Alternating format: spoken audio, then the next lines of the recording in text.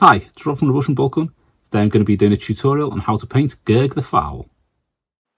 So the first colour that we're going to use is Vallejo Russian Uniform, World War II. It's actually one of the Flames of War colours. Slightly lighter than the olive drab that you can get as well. But it's a great colour for doing the shoulders and knee pads. What I've been using on all the Death Guard so far. So this guy's Gurg the Foul. He's one of the Series 3 Space Marine heroes. Death Guard ones. He's ridiculously detailed, really cool miniature. I like the way the bottom half of his face is missing all its skin. There's plenty of little details in there to do a little bit of gore and a bit of foulness to him. So next up we're going to use some Citadel Leadbelcher, and I use the Leadbelcher on all the metallic parts, such as the metal parts of the Boltgun. You've got the chainmail that's hanging around there, some of the spikes on him, the parts on his power pack on the back as well. Whereas you usually use the Model Air Chrome or Model Air Silver on the Imperials, the Leadbelcher looks a lot nicer on the Death Guard and the Chaos chaps, just because that's slightly darker metallic. It looks a bit grimmer, a bit grittier once you've gored it all up and grind it up. So once you've got all the Leadbelcher done, you can move on to Citadel Xereus Purple. You can use this to do all the little tentacles. Now he's got a big one coming out of his stomach, which curls around, and he's got another little bit popping out the side of his stomach at the front there. Just the other side of the Boltgun. So just painting these purple. You can move on to the next colour for them. I do take ages to paint these Death Guard miniatures because there is so much detail to them. I often wonder what they'd look like with different kinds of armour, rather than the old Mark III type. Now it's time for a little bit of Citadel Mephiston Red. You're going to be doing the inside of his mouth and the areas where the skin joins the bone, because he's got quite a big ridge where the skin is all kind of hanging off and a bit peeled back. So we're going to do all of that with Mephiston Red. You also want to do one of his eyes, which is missing, so you want to paint the inside of that socket with a bit of Mephiston Red there too. And one of the skulls on the back of his body there has got an eye, so you want to put a little bit of red around that so that you can do the eye on that. With the red done, moving on to Vallejo Model Air Rust, and this is to do the armour trim and some of the decorations and the symbols which are hanging off him. That's a great colour. This is similar to Citadel Sycorax Bronze. I think the bronze is just slightly thinner in a way that it doesn't give as good a coverage. It's also slightly lighter in terms of the shade as well. I do quite like this because it's quite a dark bronze colour. You do all the armour trim and the symbols with that. You can move on to a little tiny bit of Citadel Retributor armour. I'm going to use this to do the rounds in his bolter.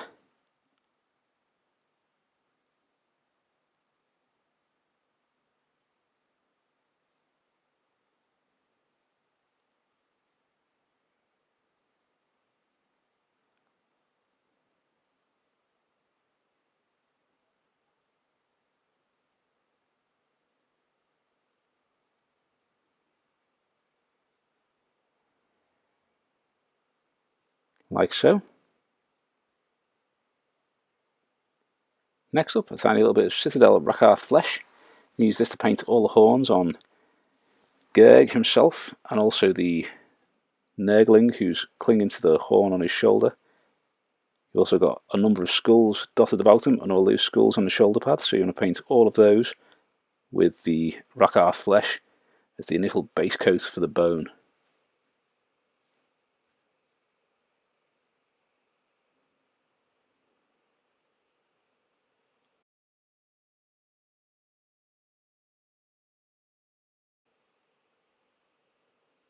Now we're going to go on to a little bit of Citadel Balor Brown. I'm going to be using this for his skin. Now there's only the top kind of half of his face with the skin, and it seems a bit of a strange colour to do, but you'll get it once I've done the shades and started reapplying the colours to it, that it does give quite a nice rotting and horrible looking skin tone really. It kind of gives off a little bit of a Walking Dead vibe when you paint it up in this way. which is what I was watching while I was painting him, so there could be a bit of a thing going on there. Next up, a tiny little bit of Kislev flesh. This is going to be to do the tubes which are coming through his armour here. There's also a number of tubes on his power pack as well. So once you've got all these tubes done, we can move on to the next colour.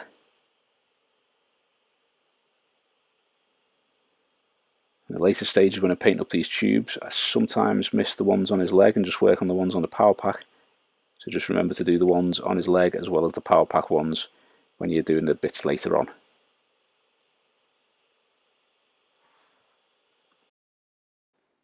Now we're going to be using some Citadel Nurgling green. I'm going to be using this just to paint the nurgling on his shoulder there.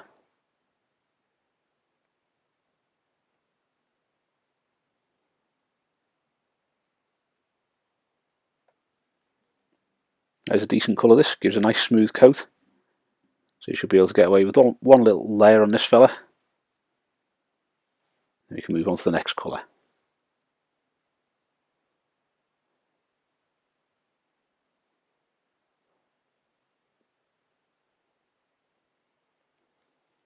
Next up, we're going to be using a little bit of Vallejo Black. I'm going to use this to do the casing of his bolter, the kind of body of it. Also use a little bit of it to do the inside of the barrel. Just give that a little bit of darkness.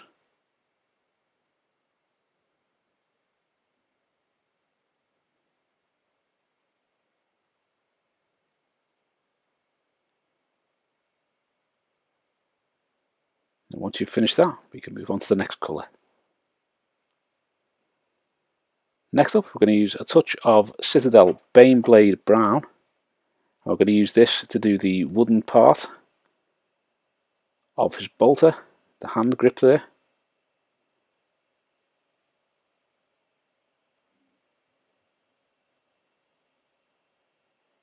So just a very quick layer, this one.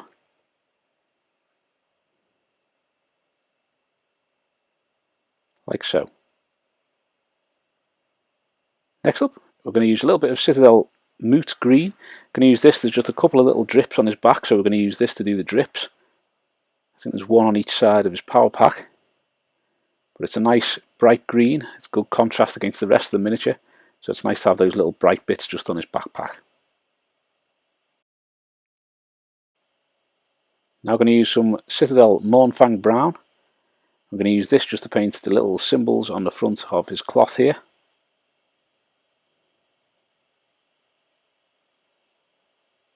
Like so.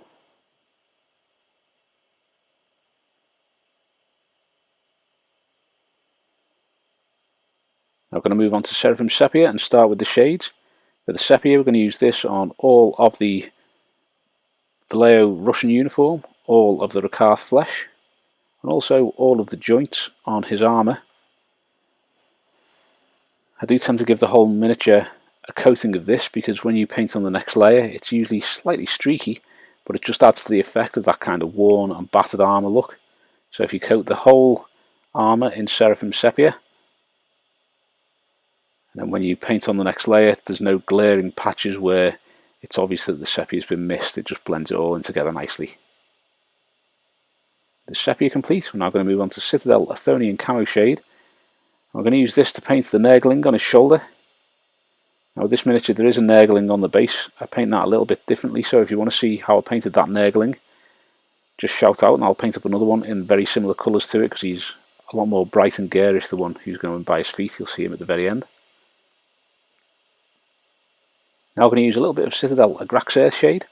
This is going to be to do all of the gold, so that's the little bits of brass that are by his feet and in the magazine there, and also the Vallejo modeler rust areas.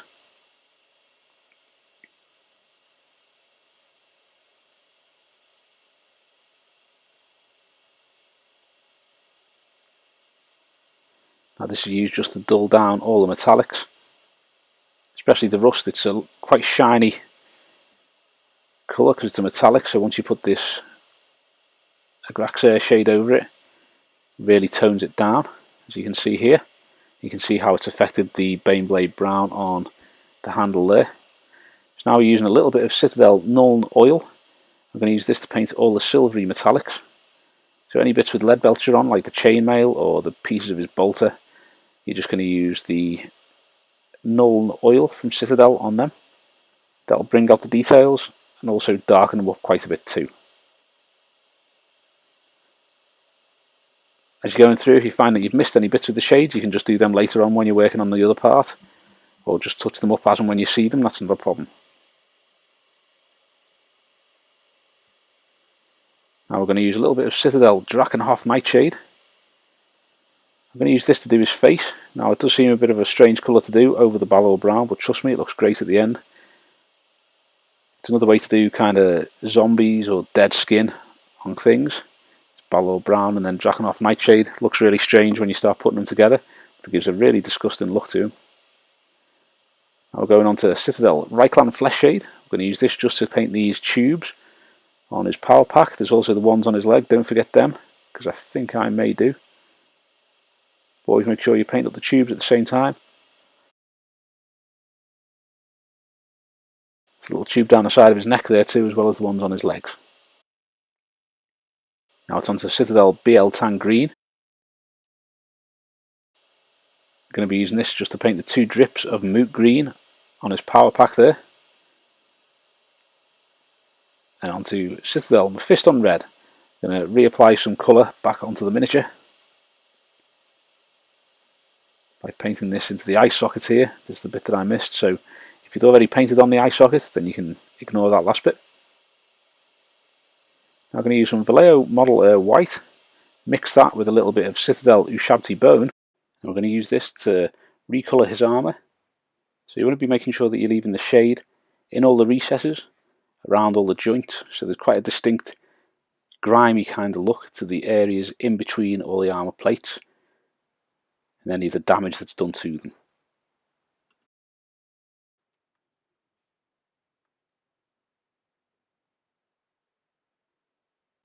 Once you've finished applying this colour, we can move on to the next one.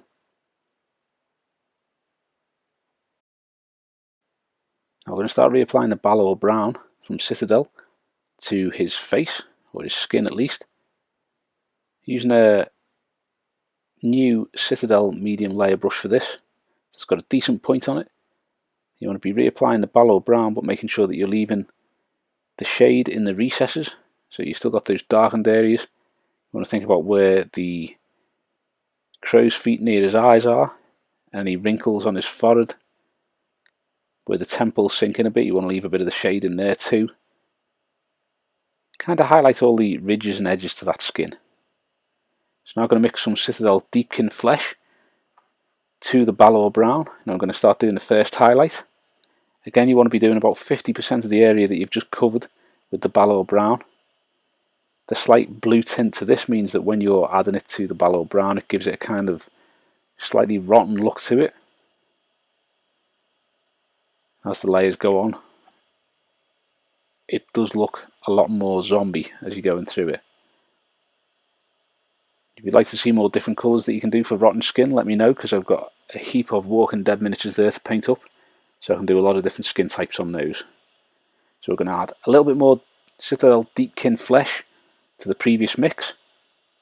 I'm just going to start highlighting that once more.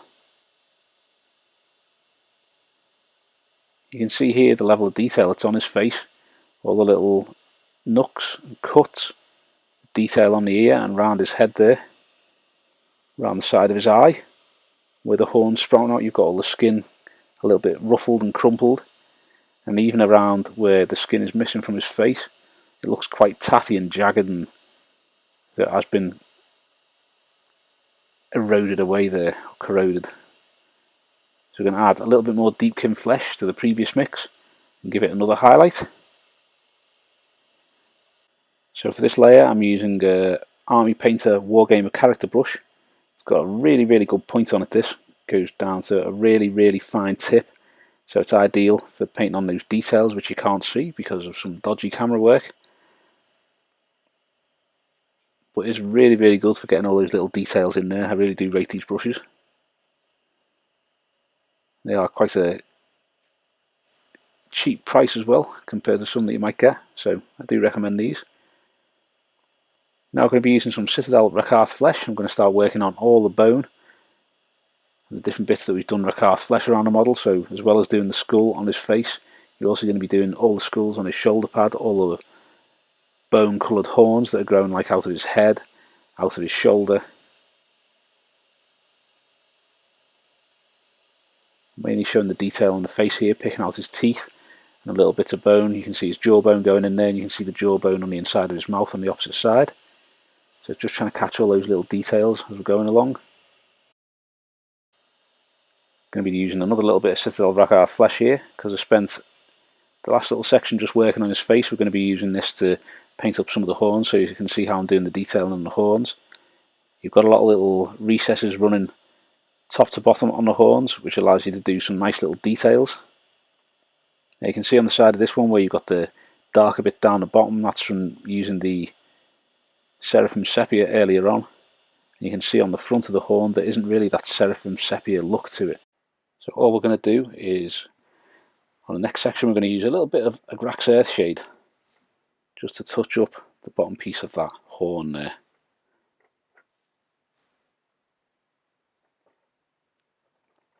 And whereas you'd use the Seraphim Sepia and let that pool a lot to get that darker effect that you've got on the other sides there, because you've painted on some of the Rakarth flesh, you can use the Agrax Earthshade to make the areas dark and to do the little bits of recess shading, so that any areas that you've missed with that shade initially with the Seraphim Sepia, you can get the same effect by using a little bit of Agrax Earthshade and just putting it on a bit more deliberate rather than just spreading it on like you would do with the Sepia prior to putting the base coat back on.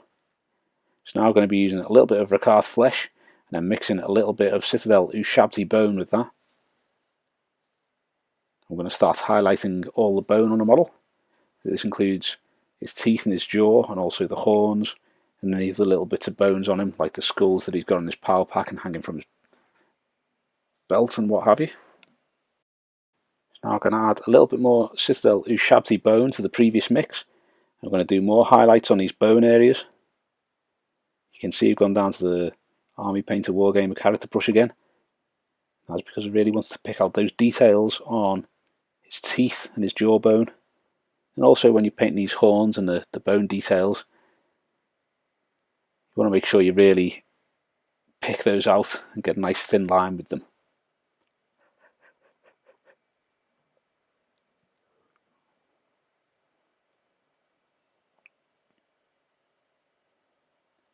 Now I'm going to use some pure Ushabti bone now as the final highlight.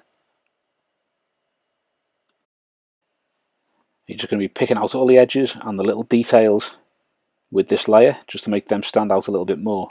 If you wanted to, you could add a little bit of Vallejo White or whichever white you're using just to mix with that Ushabti bone and either do one final highlight or just put it on and mix it for this layer. It's not too much of an issue if you did that.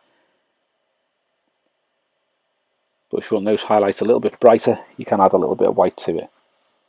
So now I'm going to use a little tiny bit of Vallejo Russian uniform. We're just going to reapply some of the colour to the shoulder pad with this on, to his loincloth and to his knee pad too.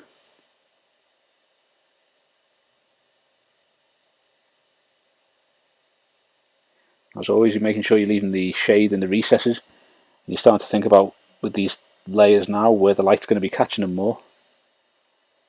You're going to mix a little bit of Vallejo White with the Russian uniform. I'm just going to do a few little highlights. Don't know if you can tell what that is on the back right, sorry, the back left there.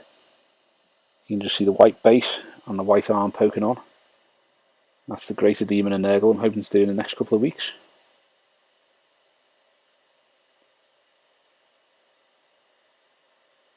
Now adding a little bit more white to the previous mix, we're just going to do some little final highlights on the cloth and on the knee pad, just to give them a little bit of a sharper edge to them.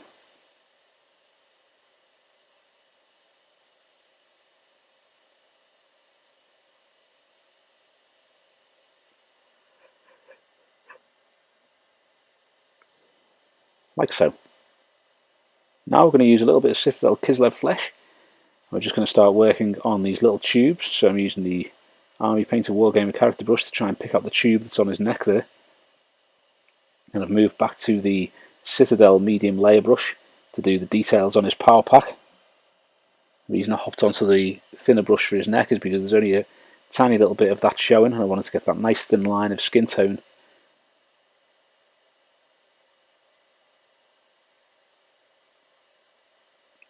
Like so. Now we've added a tiny little bit of Vallejo White to the Kislev flesh. And we're just doing a little bit of highlighting on these tubes.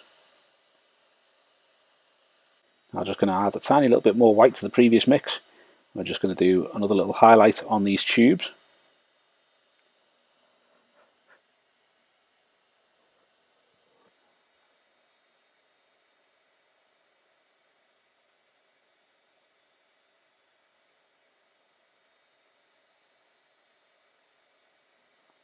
I'm trying to do a few little details on them, like where the tube's folded, trying to do a few little lines to make it look like those tubes are creased.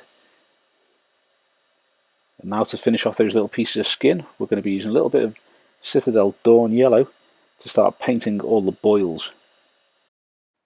Now it does look a lot brighter when you're putting it on initially, but it does tone down a little bit, and then once you've shaded around the outside of it, giving it that kind of red and painful look, it will blend in a lot better and look a lot nicer.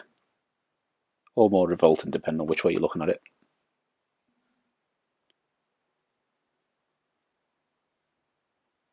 So once you've painted all the boils, it's on to the next colour. I'm going to start working on the little nurgling, start replacing the nurgling green onto him, making sure you leave some of that Thonian camo shade in the recesses.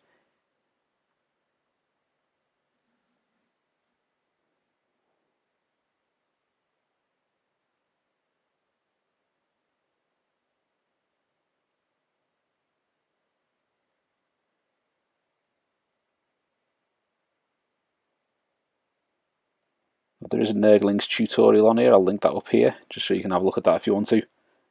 It's for the bases of nurglings, but there's quite a few different nurgling colours on there. So now I'm going to add a little bit of white to the nurgling green. We're just going to start highlighting his skin. Thinking about where the light is going to be catching him. The light shining down from above, and that's the areas that you want to be highlighting. You can see a lot of the cool details are coming up and showing up on him now. You've got a few of the colours put back on, a few of the highlights on there. They really are great models of Death Guard. You can have a lot of fun painting them.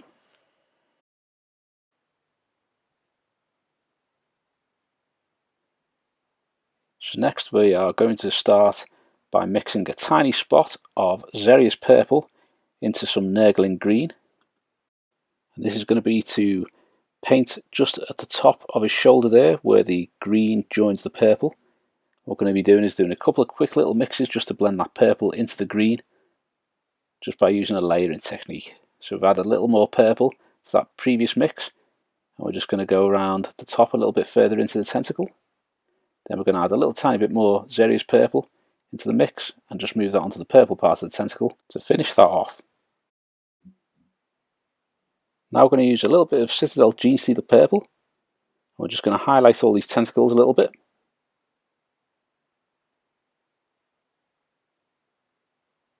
You may notice we didn't shade these with Druchii Violet, which I used to do. To be honest, it didn't make too much difference when you're using the Druchii Violet to shade those tentacles, so if you are using a bit of Genestealer purple, you won't really notice that much difference when your tentacles are finished.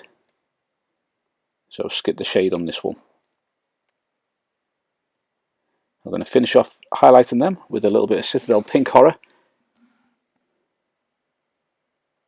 Just going to pick out the details in the most raised areas that are going to be catching the most light to make them stand out a little bit more.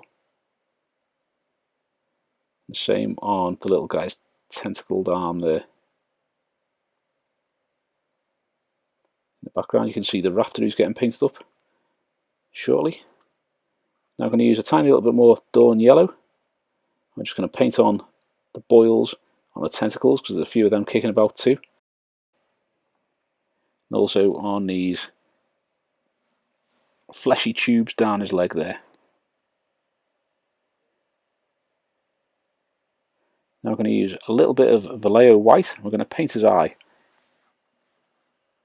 So as always, you want to get the brush starting near his nose and drag it away from his nose to get the full length of the eye with the white. You can see how I'm holding it. I've got the modelling handle in one hand. I've got the model resting on my hand, and I've also got my other hand resting on the same hand, so it's all very close together and very sturdy. Now I'm just putting a little spot of white on each of the eyes for the nurgling. I'm going to use a tiny little spot of Vallejo Black just to get the pupil in the eye on Gurg and also on the nurgling. Now, the nurgling's eyes are really small, so you want to be getting a really tiny bit of paint on your brush, which may dry, or if you've thinned it, it may be too thin to show up, depends how it's gone. But you can get those little eyes on there and get him looking really cool on his shoulder. Also going to use the black to start reapplying it to his bolter. Just get that nicely smooth black. I'm going to work on German grey from Vallejo now, and this is going to be to highlight the bolter. So think about where the light is going to be coming from, so you want to have most of those top surfaces painted with the Vallejo German grey, and you also want to have some little bits on the side highlighted as well. His gun is slightly angled towards his face, so you can do a few little bits of highlight on there.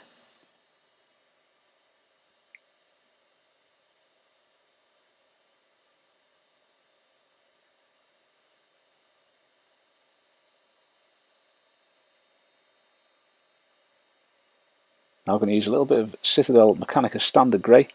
I'm just going to use this to edge highlight the areas that we've just painted the German grey. I'm going to use it for the edges that are going to be catching the light on his bolter.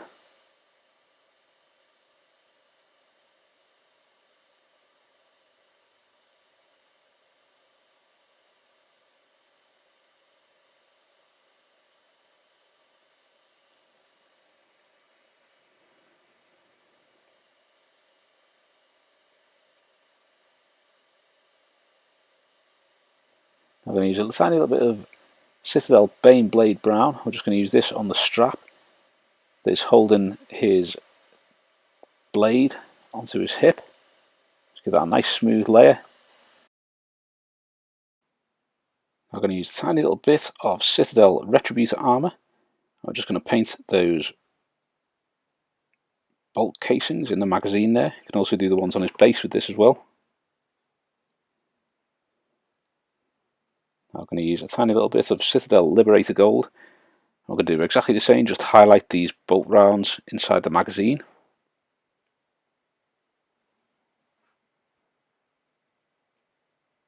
Now I'm going to use a tiny little bit of Citadel Leadbelcher.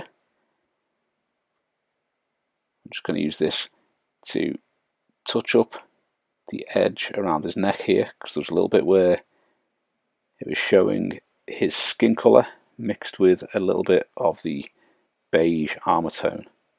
So now I'm going to work on those boils where the Dorn yellow is standing out quite a bit. We're going to use some Vallejo red wash, and around the edges of the wounds and around each of the boils you're going to use a little bit of this. And now it's not as dark as Carroburg Crimson, it's a lot more of a lighter shade, and it does leave the area looking like an angry red, as it would be quite painful and inflamed. So it does work really well around those boils and around any kind of open bits of tubing or wounds on the miniature itself.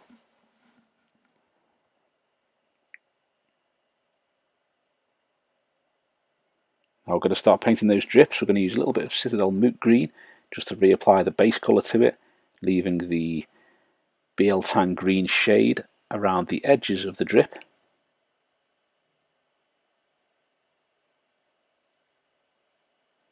Now adding a little bit of white to the Moot Green. I'm just going to do a little highlight. So the highlights on the edge of these drips, you want to go down one side and then almost curl underneath it, but leaving some of that Moot Green and shade in the kind of areas remaining on that drip. We're going to add a little bit more white to the previous mix. I'm just going to do another highlight to the drips. I'm now going to use a tiny little bit of pure Vallejo White just to do a line down the outer edge as the final highlight, and then a little dot on the inside of that drip, and a little dot at the top of the line as well. So almost like a letter I, lowercase, where you've been doing the highlights with a dot at the top and a dot in the centre of that big drip. Next we're going to be working with a little bit of Citadel Snakebite leather. I'm going to use this just to do the leather strap on his blade there. Very quick layer, but that'll shade that nicely and leave you with some nice areas that you can highlight if you want to, but it's not really necessary.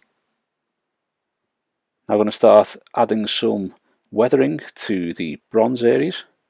I'm just going to use a little bit of Citadel Nihilak Oxide. I'm just going to apply this around all of the bolts and in and around recesses and areas that aren't going to be scuffed or cleaned too often. If you want to, you can give flatter areas a light coating of Nihilak Oxide. It is quite thin, so when you do this it does just slightly discolour the rusty area. Apply some of that verdigris, makes it look as though it has been left weathered for quite some time. I'm going to start weathering his armour now. I'm going to use some Citadel Seraphim Sepia shade. I'm just going to do lots of vertical runs and drips from the details and the ridges in his armour, as though they've been stood somewhere very wet and horrible, like every nurgle area tends to be, and that's caused the rot and the rust to run down from the armour where the moisture is collected. You're just going to paint these runs running from all the panels and all the joints, and move on to the next colour, which is going to be Citadel Agrax Earthshade. I'm going to do almost exactly the same but to a lesser extent now. We're also going to use this to discolour some of the areas on him, so any of the Leadbelcher areas you can start discolouring this with a little bit of Citadel Agrax Earthshade. And this just gives you that brown and weathered and dirty look as though it's never been cleaned. It's also the start of how we start applying the rust to these areas.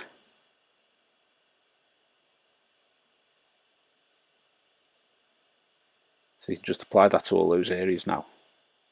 Now I'm going to start using a little bit of Citadel Nuln Oil. I'm going to start doing runs in exactly the same way that we've done the Seraphim Sepia and the Agrax Earthshade. Going to do this to a lesser extent to the Perrin, just because we only want a few darker runs, and this will just give you that manky looking armour that looks like it's been weathered and he's been hanging around in really damp, horrible environments for ages.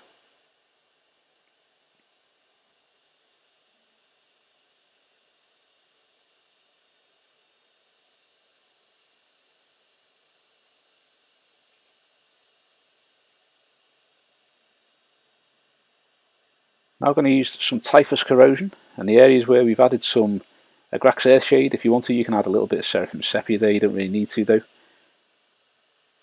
You're just going to add some Typhus Corrosion into these areas where you put that Agrax Earthshade. Now you want to leave some of the Agrax Earthshade around the outside of it, so you don't want to go too over the top of the Typhus Corrosion, but we are going to rust him up quite a bit. So we're going to apply this to the blade and his power pack, maybe some little bits on his chainmail, not too much though because that wouldn't really rust over unless you've been sat still for quite some time. But any of the areas where you want that discoloration. So now we're using a little bit of Citadel Riser Rust dry paint. You want to get some on the brush, rub the most part of it off so that it's just got a light coating of it, and then you're going to discolour all the areas where you put the Typhus Corrosion. You can also use this on areas where you haven't, like on the chainmail or on his back and things like that, where there's going to be runs from areas which are rusty, and you can just do that so that it gets that nice rusted orange look.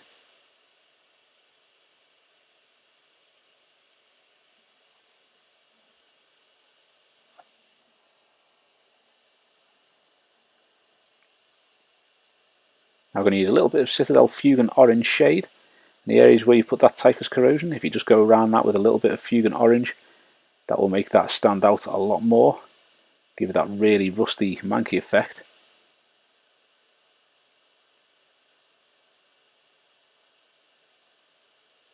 Like so.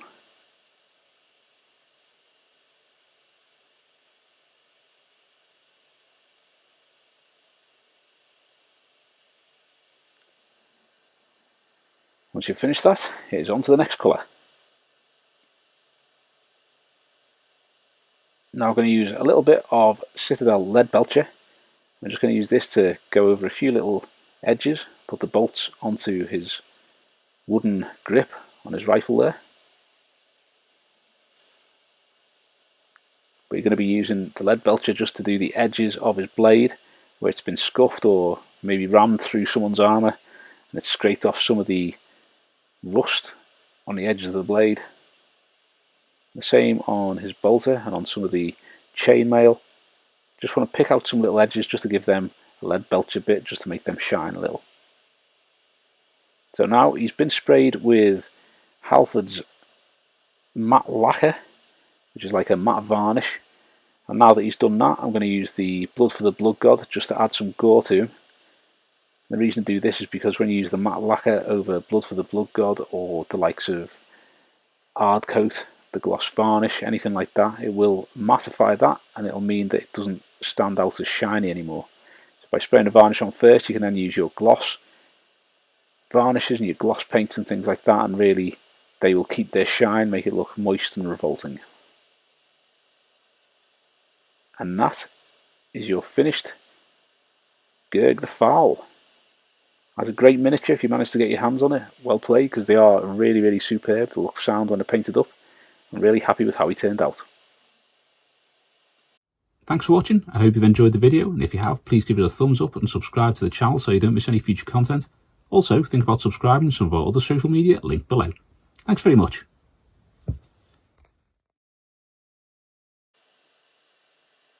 If you enjoyed the video and you like the channel and you'd like to support us, please consider heading to our coffee page where you can buy us a brew. Thanks very much.